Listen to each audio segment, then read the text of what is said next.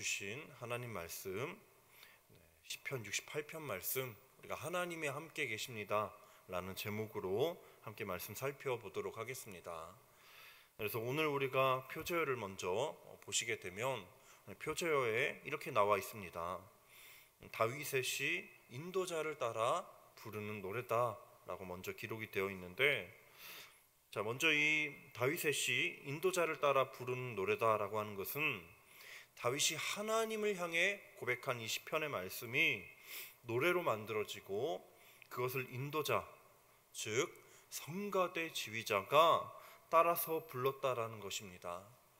그래서 이 시편 말씀은 이스라엘 백성들이 공통적으로 함께 부르는 그런 공동체 시편이었다라는 것입니다. 그래서 우리가 오늘 말씀의 배경은 이 표제를 통해서 우리가 알 수는 없지만, 오늘 시편이 기록한 배경에 대해서 이것이 이제 오늘 우리가 내용을 봤을 때 하나님의 은혜 가운데 전쟁에서 이겼다, 그것을 이제 찬양하는 내용이 나오는 것으로 봤을 때, 자, 오늘 말씀은 많은 분들이 이렇게 추측을 하고 있습니다. 사무엘하 10장 말씀에 이제 암몬과 아람 그 연합군과의 전쟁에서 승리할 때를 배경으로 하고 있다라고 이야기를 합니다.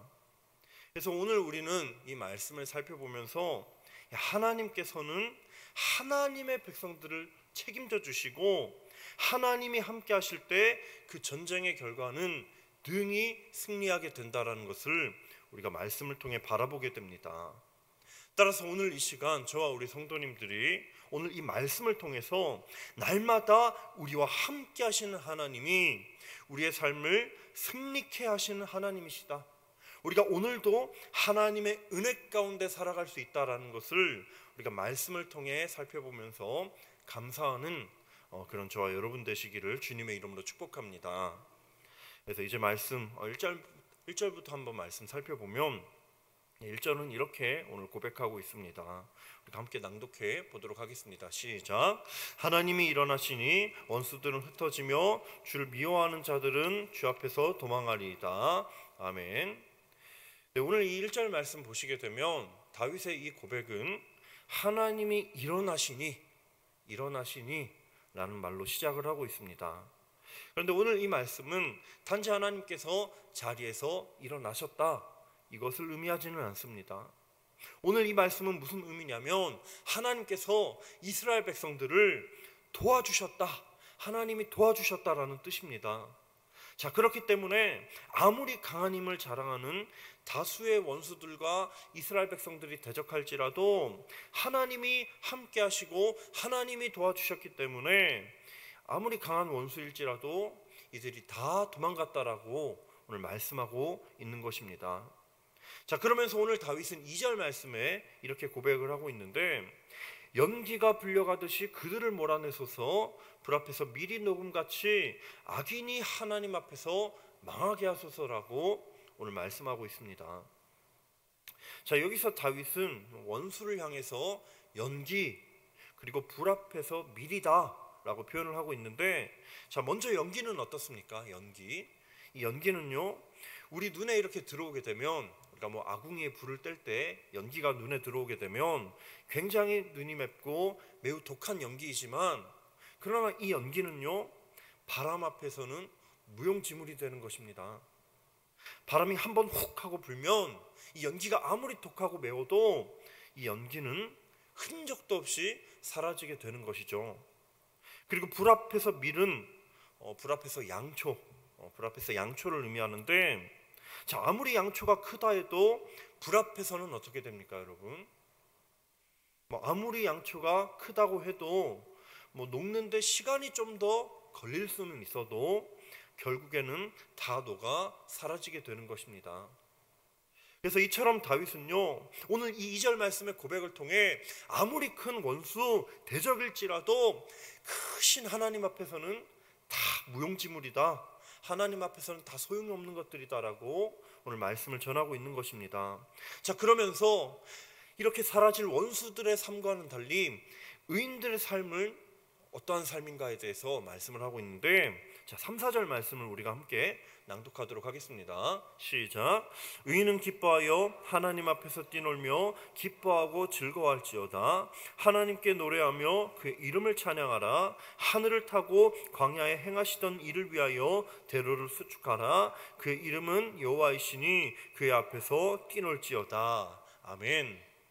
네, 오늘 우리가 말씀을 보시게 되면 하나님을 사모하고 붙드는 그 의인들의 삶은 한순간에 사라지게 되는 악인의 삶과는 달리 하나님과 함께 교제하면서 즐거운 삶을 살게 된다고 말씀하고 있습니다. 그리고 하나님과 함께하는 것을 기뻐하는 삶이다라고 말씀하고 있습니다. 그렇게 하나님을 붙들고 하나님을 온전히 의지하는 삶은 악인들과 달리 늘 하나님과 함께하며 하나님이 주시는 참된 만족과 즐거움을 누리는 삶을 살게 되는 것입니다. 자, 그러면서 다윗은 5절 말씀에 의인에게 있어서 하나님은 고아의 아버지가 되어주시고 또 과부의 재판장이 되어주십니다라고 말씀을 전하고 있습니다. 자, 당시 과부와 고아는요, 이방인과 더불어서 그 당시 사회적으로 가장 약한 그런 하위 계층에 있던 그런 사람들이었습니다. 그래서 먼저 고아의 입장에서 봤을 때 고아에게 가장 필요한 사람은 누구입니까? 바로 버림받은 자신을 사랑해줄 부모라고 할 수 있겠죠. 그런데 하나님께서 오늘 이 말씀 가운데 고아의 아버지라고 이렇게 말씀해주고 계십니다. 가장 필요한 존재가 되어주시겠다라고 오늘 이렇게 말씀하고 계신 것이죠. 그리고 과부의 재판장이 되신다라고 하는 것은요, 당시 사회는 이제 가부장적 제도가 있었기 때문에 남편이 아내의 그런 보호자의 역할을 해주었는데, 자, 과부가 되었다라고 하는 것은 자신을 보호해 줄 사람, 그런 보호자를 잃었다라고 하는 뜻입니다. 그렇기 때문에 크고 작은 억울한 일들을 겪을 수밖에 없는 그런 위치의 사람이었는데, 그런데 하나님께서 재판장이 되어주셔서 이 억울함을 해결해 주시고 다 들어주신다라고 오늘 말씀을 하고 계신 것입니다. 이처럼 우리 사랑하는 성도님들, 의인에게 있어서 하나님께서는요, 모든 의로움이 되어주시고 또 억울함과 모든 문제에서 해결해 주실 수 있는 유일한 분이시다라고 하는 것을 오늘 말씀하고 계신 것입니다. 또 그래서 6절 말씀 보시게 되면 하나님이 고독한 자들은 가족과 함께 살게 하시며 갇힌 자들은 이끌어내사 형통하게 하시느니라. 오직 거역하는 자들의 거처는 메마른 땅이로다 말씀하고 있습니다. 자, 이처럼 하나님께서는요, 하나님을 온전히 의지하는 의인들에게 때로는 고독하고 갇히고 얽매인 환경이 찾아올지라도 그 사람에게 가장 필요한 은혜를 공급해 주시고 살아계신 하나님이 되신다라고 하는 것을 의인들에게 나타내신다라고 하는 것입니다. 그런데 우리 사랑하는 성도님들, 만약에 하나님을 따르지 않고 하나님을 거역하게 된다면 그 삶의 결과가 어떻게 됩니까? 오늘 6절 말씀 그 하반절, 6절 하반절을 보시게 되면 오직 거역하는 자들의 거처는 메마른 땅이로다 라고 말씀하고 있는 것처럼 하나님을 거역하고 반항하는 사람들의 삶은 황량하고 아무것도 가진 것이 없는 그런 비참한 삶이 되는 것입니다. 그렇기 때문에 우리 성도님들, 우리가 날마다 하나님 앞에서 붙들고 날마다 하나님의 은혜를 비치고 있는 사람들로서 우리가 날마다 결단해야 될 것이 무엇입니까? 오늘 의인들이 하나님을 온전히 의지할 때 기뻐하면서 하나님이 주시는 넘치는 은혜를 누리는 삶을 살았던 것처럼 우리 또한 마찬가지입니다. 우리도 하나님을 날마다 온전히 의지하면서 늘 하나님을 찬양하며 하나님으로 인하여 즐거워하는 삶을 우리가 살아가야 된다라고 하는 것입니다. 따라서 우리 사랑하는 성도님들, 우리가 오늘 말씀을 묵상하는 가운데 오늘 이 시간 하나님 한 분만을 온전히 의지하시고 날마다 하나님께서 하나님만이 주실 수 있는 참된 만족과 평안함이 가득한 그런 귀한 축복이 날마다 임하시기를 이 시간 주님의 이름으로 축복합니다. 그래서 이제 7절 다시 한번 말씀부터 살펴볼 텐데, 우리가 지금까지 6절 말씀까지 살펴보시게 되면 다윗은 이제 하나님을 붙들며 사는 의인의 삶은 이제 기쁨이 가득한 삶을 살게 되고, 또 하나님을 떠난 악인의 삶은 망할 수밖에 없다라는 것을 전하고 있습니다. 그런데 이제 7절부터는 이제 과거 하나님께서 광야길 가운데 이제 하나님이 이 백성들에게 베푸신 은혜를 그런 기억하고 상기하는 그런 내용들이 나오고 있습니다. 그래서 우리가 7절부터 10절까지 말씀을 좀 길지만 함께 낭독해 보도록 하겠습니다. 시작. 하나님이여 주의 백성 앞에서 앞서 나가사 광야에서 행진하셨을 때에 땅이 진동하며 하늘이 하나님 앞에서 떨어지며 저 시내 산도 하나님 곧 이스라엘의 하나님 앞에서 진동하였나이다. 하나님이여 주께서 흡족한 비를 보내사 주의 기업이 곰핍할 때에 주께서 그것을 견고하게 하셨고 주의 회중을 그 가운데에 살게 하셨나이다. 하나님이여 주께서 가난한 자를 위하여 주의 은택을 준비하셨나이다. 아멘. 자, 먼저 오늘 우리가 말씀 보시게 되면 하나님께서 이스라엘 자손들을 인도하실 때 먼저 그들을 내보내시고 먼저 그들을 앞장서게 하신 것이 아니라, 자, 오늘 말씀을 보시게 되면 인도자가 되시는 하나님께서 뒤에서 이끄신 것이 아니라 직접 앞에서 하나님이 앞장서셔서 인도해 주셨다라고 오늘 다윗이 고백하고 있습니다. 자, 그래서 우리가 민수기 말씀에도 보시게 되면 하나님께서 이스라엘 자손들보다 먼저 가시며 먼저 장막 칠 곳을 찾아주셨고 또 밤에는 불로 낮에는 구름으로 인도해 주셨다라고 말씀을 전하고 있습니다.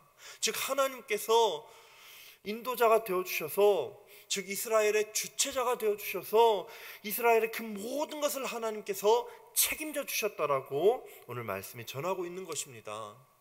그리고 우리가 읽었던 말씀 중에 하나님께서는 이스라엘 자손들에게 늦은 비와 이른 비를 때를 맞춰 내려주심으로 하나님께서 가장 적절한 타이밍에 비를 공급해 주셔서 이들이 농사를 짓게 하셨다라고 오늘 말씀이 전하고 있습니다. 그래서 오늘 다윗은요, 주께서 흡족한 비를 보내주셨다라고 고백하고 있습니다. 자, 여기서 흡족한이라고 하는 것은 하나님께서 풍성한 아낌없는 또 자발적인 은혜를 베풀어 주셨다라고 하는 그런 놀라운 뜻이 담겨 있습니다. 그런데 우리 사랑하는 성도님들, 이와 같은 은혜는 우리의 삶 또한 마찬가지라는 것입니다. 하나님께서는요, 우리의 인생길 가운데 우리의 삶을 뒤에서, 정말 하나님께서 뒤에서 우리를 그냥 지켜보고 계신 것이 아니라, 그냥 우리를 그냥 관망하고 그냥 계신 것이 아니라, 하나님께서 우리의 삶 가운데 먼저 앞장서 주셔서 우리가 가야 할 길을 먼저 준비해 주셨습니다. 그리고 우리 인생 가운데 늦은 비와 이른 비와 같은 때에 따라 정말 적절한 은혜를 우리 삶 가운데 날마다 공급해 주셔서 우리가 날마다 하나님이 주신 은혜를 가지고 충분히 살아갈 수 있도록 우리 하나님께서 우리와 날마다 함께해 주셨다라는 것입니다. 따라서 우리 사랑하는 성도님들, 우리가 날마다 하나님이 주시는 은혜가 없었더라면 우리는 이렇게 지금 살 수 없었을 것입니다. 우리가 지금 이렇게 하나님 앞에 나와서 예배하고 기도하고 또 날마다 정말 매일매일 살아갈 수 있는 것은 하나님이 주신 은혜 때문임을 우리가 이 말씀을 통해 깨달을 수 있게 되는 것입니다. 또한 하나님께서는요, 우리의 삶 가운데 은혜를 베푸실 뿐만 아니라 우리의 삶을 승리케 하시는 분이시라는 것입니다. 그래서 오늘 우리가 11절 12절 다윗의 고백을 보시게 되면 우리가 함께 말씀 낭독해 보도록 하겠습니다. 시작. 주께서 말씀을 주시니 소식을 공포하는 여자들은 큰 무리라. 여러 군대의 왕들이 도망하니 집에 있던 여자들도 탈취물을 나누도다. 아멘. 자, 오늘 말씀 마지막 보시게 되면 집에 있던 여자들도 탈취물을 나누도다라고 고백하고 있습니다. 이것은 무엇을 의미하냐라고 했을 때 굉장히 커다란 승리를 의미한다고 볼 수 있습니다. 그래서 전쟁에서 싸운 남자들만 전리품을 취한 것이 아니라 전쟁에 참여하지 않았던 여인들까지 전리품을 취할 수 있을 정도로 굉장히 큰 대승을 거뒀다라고 하는 것입니다. 이처럼 우리 사랑하는 성도님들, 우리 하나님께서는요, 우리 삶 가운데 날마다 함께 하셔서 우리가 매일 영적인 전쟁 가운데 매일매일 살아가고 있는데 우리의 삶, 이 영적인 전쟁 가운데 대승을 거두게 하시고 하나님이 주시는 풍족한 은혜의 전리품을 하나님께서 갖게 해주신다라고 하는 것입니다. 그래서 이어서 우리가 15절, 17절 말씀을 한번 살펴보시게 되면 우리가 또 한번 낭독해 보도록 하겠습니다. 시작. 바산의 산은 하나님의 산이며 바산의 산은 높은 산이로다. 너희 높은 산들아 어찌하여 하나님이 계시려 하는 산을 시기하여 보느냐. 진실로 여호와께서 이 산에 영원히 계시리로다. 하나님의 병거는 천천히요 만만이라. 주께서 그 중에 계심이 신의 산 성소에 계심 같도다. 아멘. 자, 오늘 이 말씀 보시게 되면 먼저 바산이라는 산이 나오는데 하나님의 산이라는 표현을 쓰고 있습니다. 그런데 이것은 하나님이 택한 거룩한 굉장히 특별한 산을 뜻하는 것이 아니라 하나님이 지으신 높은 산, 커다란 산 정도의 그런 의미를 가지고 있습니다. 아무튼 이 바산이 어떤 산이냐라고 했을 때 이제 요단강 동편에 있는 산맥을 가리키는데 이제 여기에 이제 북쪽에 헤르몬, 혈몬산이라는 그런 곳이 있습니다. 그래서 이 산의 높이는 한 2,800m 정도 된다라고 합니다. 좀 높은 산이죠. 우리나라 백두산이 한 2,700m 정도 되는데 그보다도 높은, 좀 굉장히 높은 그런 산입니다. 그런데 우리가 16절 말씀 보시게 되면 너희 높은 산들아 어찌하여 하나님이 계시려 하는 산을 시기하려 보느냐라고 이렇게 고백을 하고 있는데, 자, 이것은 이제 무슨 뜻이냐? 이제 하나님이 계시려 하는 산이 무슨 뜻이냐면 바로 시온산, 시온에 있는 산을 뜻하고 있는 것입니다. 그런데 시온산의 높이는 어느 정도 됩니까? 바로 그 높이가 한 765m 정도로 이제 2,800m나 되는 바산에 비하면 언덕 정도 되는 그런 산 높이입니다. 그런데 오늘 말씀 이 바산 정도가 아니라 또 세계 최고봉인 에베레스트 산도 넘볼 수 없는 이유가 무엇입니까? 그 언덕과도 같은 낮은 시온산에 하나님이 함께하고 계시기 때문이라는 것입니다. 하나님의 계심으로 인해서 이 시온산이 영원히 높은 산, 어떤 산도 넘볼 수 없는, 견줄 수 없는 그런 산이 된다라고 하는 것입니다. 자, 이처럼 우리 사랑하는 성도님들, 때로는 우리의 인생이 좀 낮아 보이는 것처럼 보이고 보잘것 없는 것처럼 보일 때가 있습니다. 그러나 여러분, 우리가 주목해야 될 것은 무엇입니까? 하나님께서 우리 인생 가운데 함께 하신다면 그 인생은 결코 낮지 않은 인생, 가장 가치 있는 인생이 된다라고 하는 것입니다. 반면에 하나님이 없으면 어떻게 됩니까? 아무리 높아 보이고 세상이 보기에 찬란해 보인다 할지라도 그 인생은 결코 높지 않습니다. 왜냐하면 하나님이 그 속에 계시지 않기 때문에 겉은 화려하지만 결국에는 가치 없는 그런 인생이 된다라고 하는 것입니다. 따라서 여러분, 우리가 지금 어떤 인생을 살아가든지 우리가 날마다 하나님을 온전히 붙들고 있고 하나님이 우리 인생 가운데 날마다 함께 하신다면 우리는 우리와 함께 계시는 하나님으로 말미암아 값지고 정말 하나님께 택함 받은 너무나도 존귀한 인생, 정말 그 어느 누구도 넘볼 수 없는, 견줄 수 없는 너무나도 복된 인생을 살게 된다라고 하는 것입니다. 그리고 이것이 바로 하나님이 택하신 하나님 자녀의 삶이라는 것입니다. 따라서 우리 사랑하는 성도님들, 이제 우리가 말씀을 맺을 텐데 우리가 매일의 삶 가운데 날마다 하나님께서 우리 인생 가운데 함께 계신다, 우리의 인생은 존귀하다라고 하는 사실을 우리가 날마다 믿음으로 붙드시기를 주님의 이름으로 축복합니다. 그리고 우리가 세상에 그 어떤 화려한 것, 높아 보이는 것이 있을지라도 우리가 그것에 마음을 뺏기며 사는 것이 아니라 우리 삶의 가장 귀한 가치가 되어주시고 우리의 삶을 가장 안전한 길로, 가장 좋은 길로 인도해 주시는 하나님만 우리가 날마다 온전히 붙드시기를 이 시간 주님의 이름으로 간절히 축복하고 간절히 기도합니다. 그래서 이 시간 우리가 두 가지 기도 제목으로 함께 기도하도록 하겠습니다. 이 시간 먼저 우리가 하나님만이 참된 만족과 평안함을 주실 수 있는 유일한 분이심을 믿음으로 붙들게 하여 주시옵소서, 그렇게 한번 기도했으면 좋겠고요. 또 우리가 세상적인 가치에 우리가 현혹되지 않게 하시고 하나님께만 소망을 두고 늘 나와 함께 하시는 하나님의 은혜를 감사하는 삶을 살게 해달라고 우리가 함께 기도하도록 하겠습니다.